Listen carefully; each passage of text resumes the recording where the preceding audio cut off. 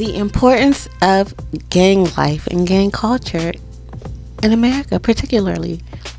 Maybe not literally like that, but basically the importance of the gang culture in the U.S. I believe it started off with good intentions. Think of Burkina Faso.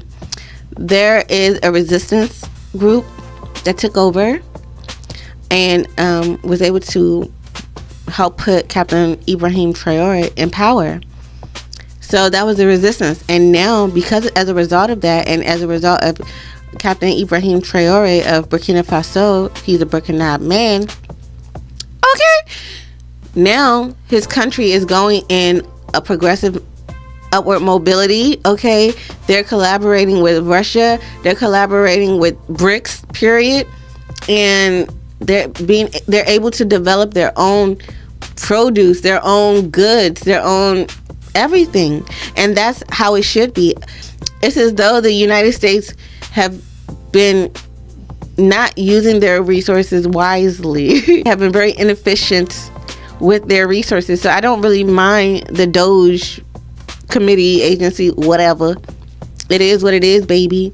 It's up and it's stuck. Look, what are we going to do? We are here. We are here now.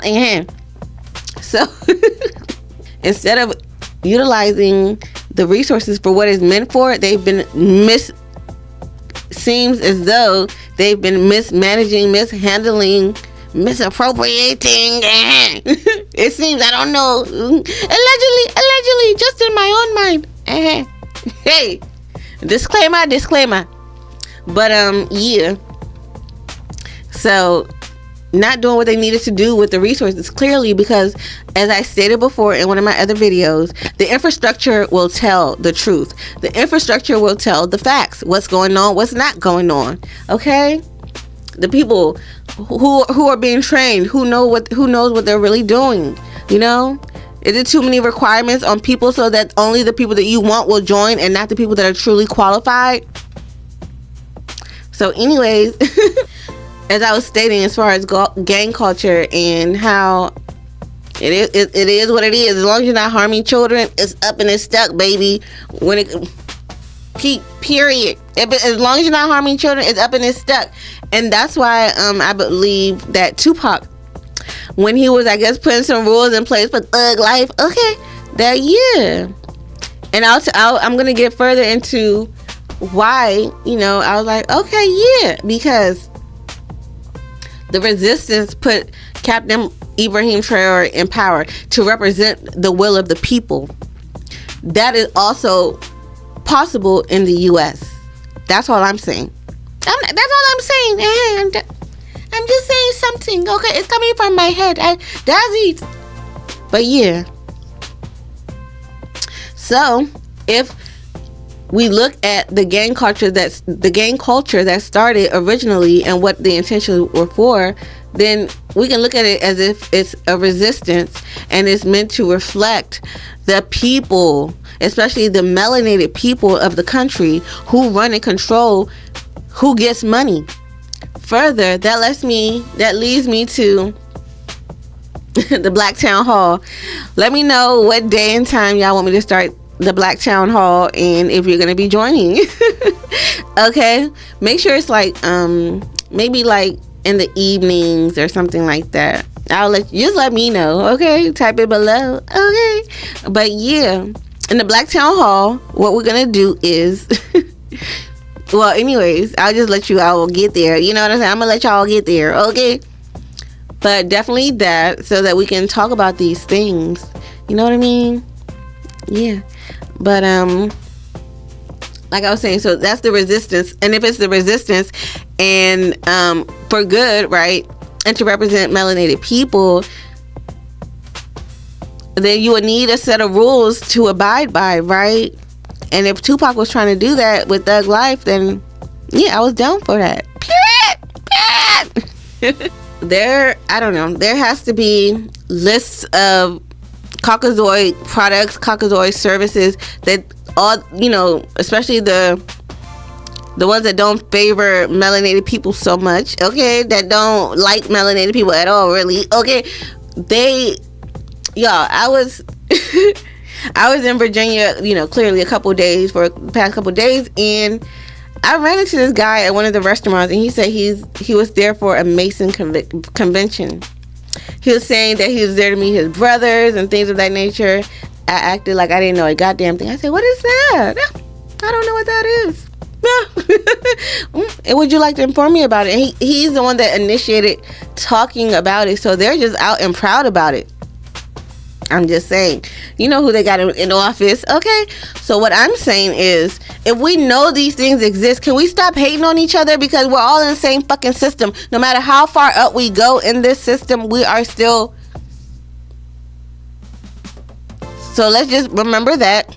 Number one. Number two, if you do go so far up in the system and you have any degeneracy linked to you, and the fact that maybe you are a pawn, okay, of the Caucasoids, you're gonna lose your support eventually, one way or another, because it becomes transparent. People become more aware of the fact that you're a fucking sellout when it comes to the community that you come from.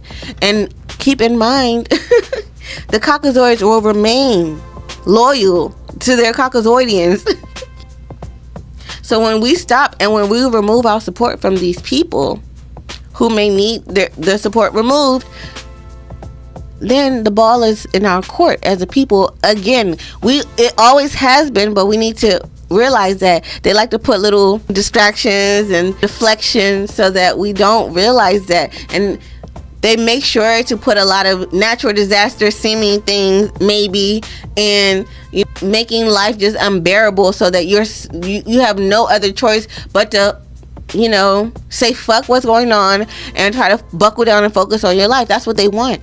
So that you forget about all the important things that matter, and you go back to sleep, and then we have to start this shit all over again in the next couple years. Why don't we just fucking put our foot down now? That's all I'm saying. So in the town hall, we're going to discuss the products, the services that we're going to agree on, the product services that we should support, period. And that will increase the profit of those businesses, especially if those businesses are sustainable type of businesses. Oh God, I'm congested. Especially if those companies or those businesses are sustainability type of businesses, okay, and are of us and have good intentions and have sown back into the community, we will now uplift those businesses. And hopefully they're businesses that may have chains and franchises or things of that nature, so that worldwide we can support, or at least nationwide. So yeah, I think that is a good starting place, because the non-melanated community been on that, they've been up on that. But if the systems that they put in place to make us always be beefing amongst each other, it works, and y'all are too. And the men fall right into play with it. Us women, we're falling into line. You know what I'm saying? We know what we got to do.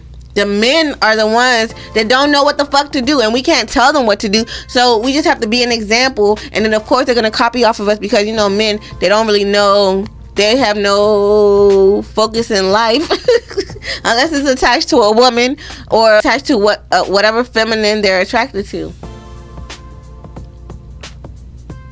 That's why I geared my company, the goddessuniverse.com, and the Pick Me Awareness Hotline Rehab Recovery Center, to women, because we are the change. Especially melanated women, especially black women. Okay. So now that black women are like one of the most educated peoples, okay, we're sitting back, because we know what we know. It's already been shown several times over. I mean, look, I dare to even be in existence at this moment because of a black person, because of a black woman. My mama. My mama, yes. But even further than that, because black women's fight in this country, period. Further, I get confused by FBA and blah, blah, blah, blah, blah. Melanated people have always been in every portion of this globe. We were the first in every portion of this globe. And then not so smart people felt that if they put their name on something, that means that they discovered it when people were already there before. So that doesn't even make any sense. So of course there are people that were already here before. And then what about the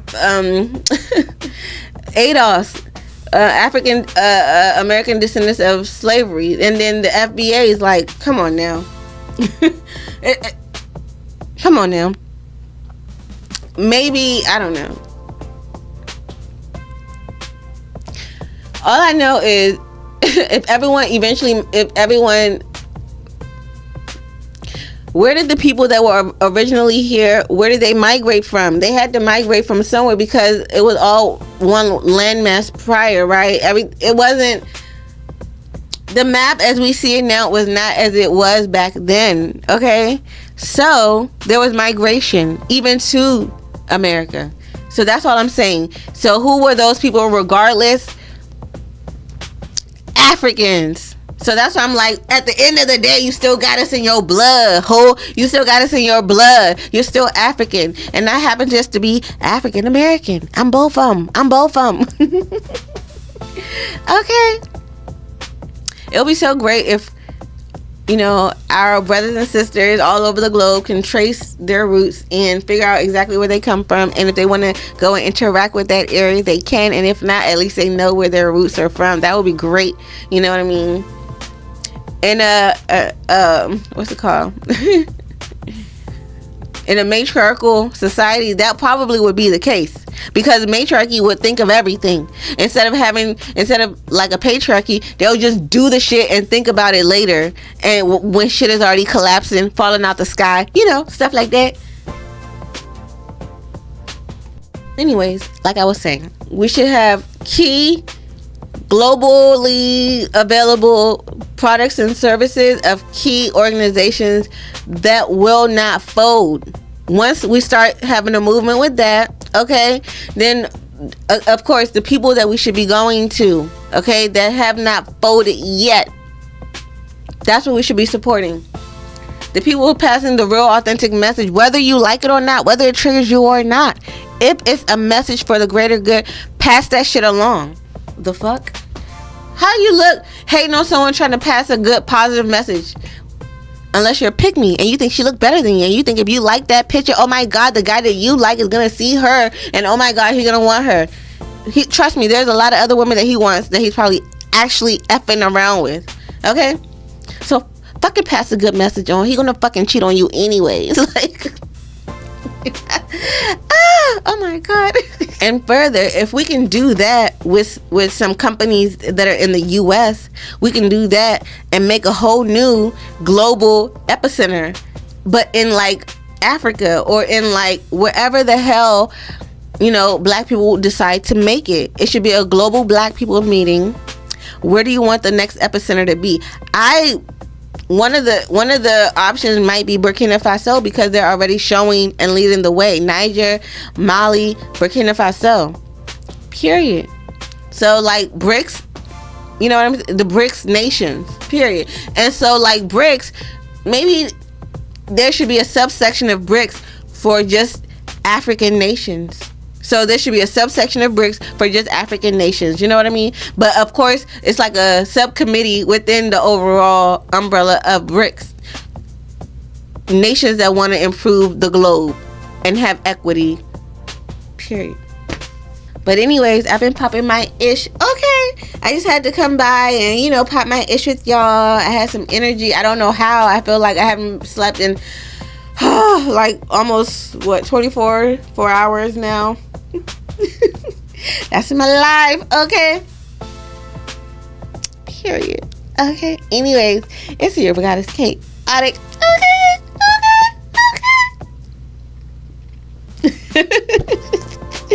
Girl, I need to go find something to eat, right, y'all? I need to get something to eat or something. Cash at me, chaotic cash. Okay. But anyways, it's your girl, the Urban Goddess Chaotic. Well, this is my third video today. Oh my God. And this is like my 7th attempt. Oh gosh. Help your girl out. But this too shall pass. I shall make it through. Okay. Period. It's your girl, the Urban Goddess Chaotic. And I'm out.